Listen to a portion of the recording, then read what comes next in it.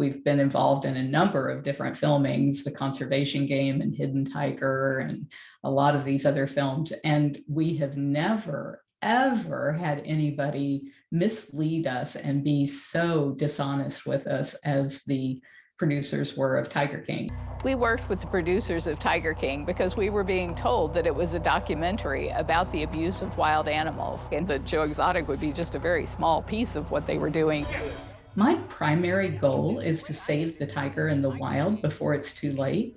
People don't realize that all of this cub petting and private ownership is actually causing the extinction of the tiger in the wild.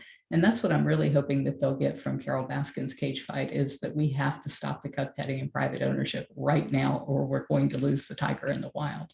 Since the 90s, my goal has been to end the private ownership of big cats. Some of these people that I have gone up against have taken it very personally. People saw in the show last year that there were hits put on my life by Joe Exotic.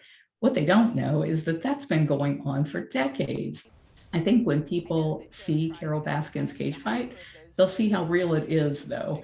It's one thing to, have somebody saying that they were set up and it wasn't real and I was just talking and, that kind of stuff. And then they actually see what's really going on out there. They're gonna just not believe what they see in Carole Baskin's Cage Fight. And yet it's right there in front of them. They can see it with their own two eyes.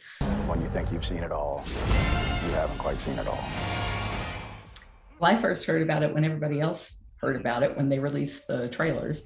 And I was shocked to see that I was in them, because they had reached out to me before, and they were going around a few months ago. The producers were trying to get people who had been in Tiger King 1 to sign new release forms. And I said, lose my number. I didn't even want to talk to them.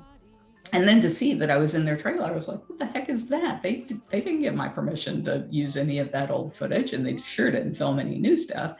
And so that was why we ended up filing suit against them, because they don't have my permission to do that. What happened to Don Lewis?